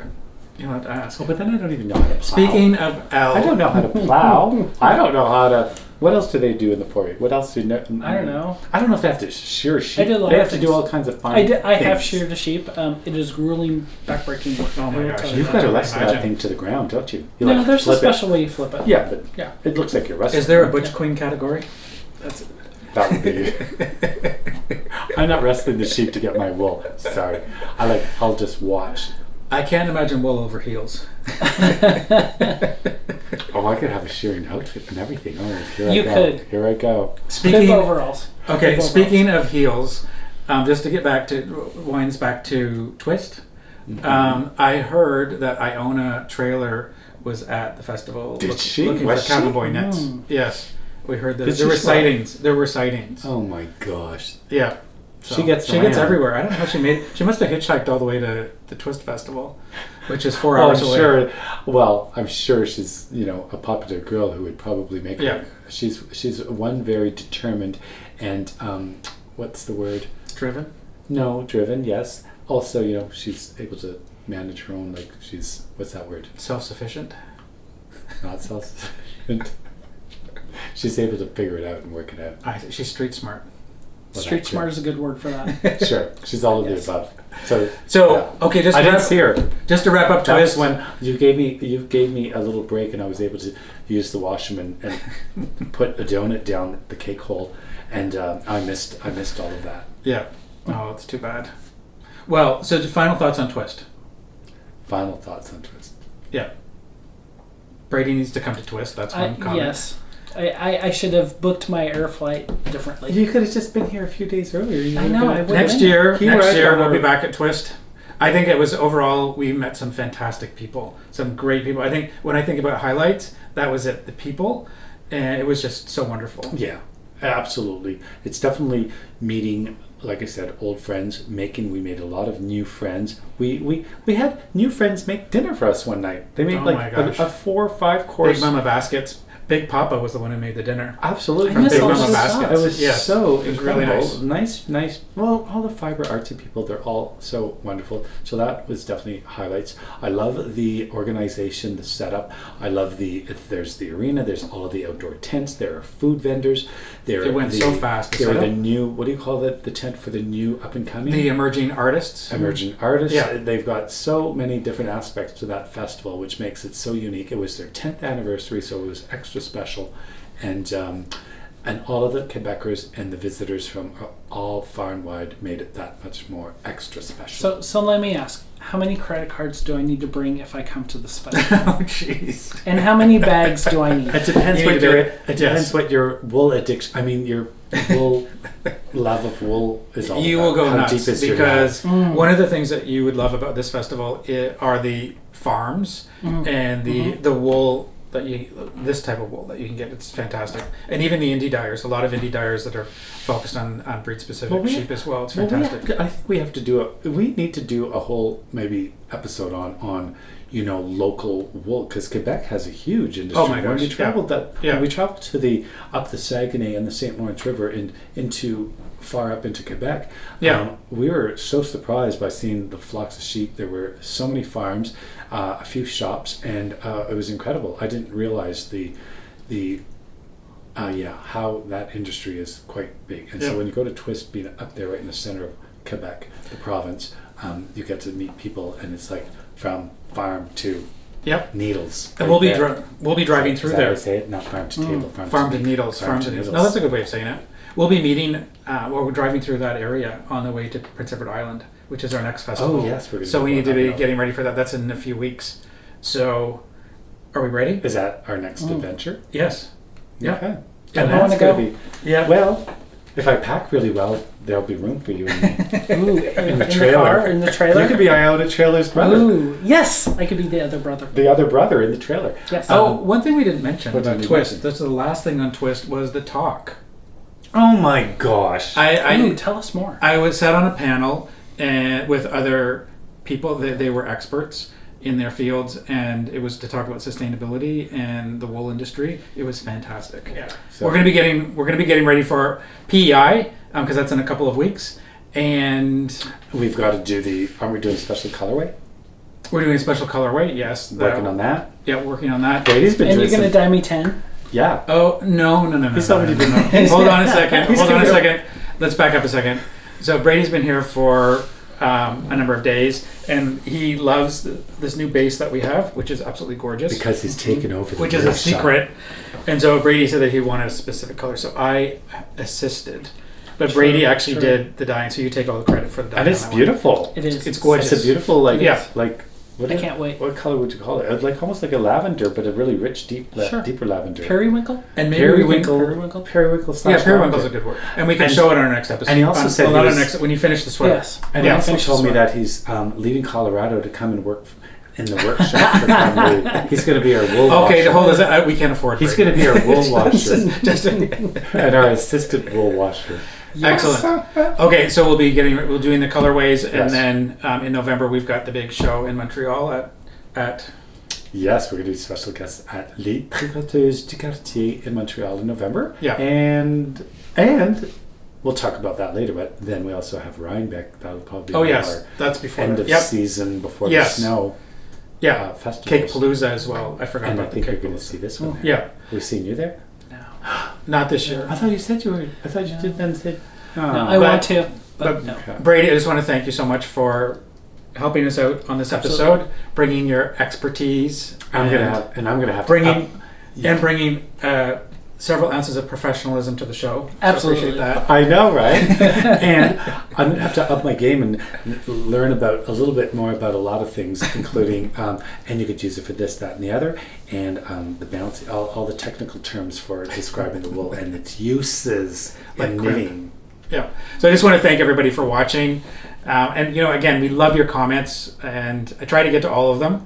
So keep those flowing. I'll answer as many as I can. And if we have to go to a resident expert, I know who that is. So we can throw out a lifeline to Brady to help answer questions as well. Glad to be here.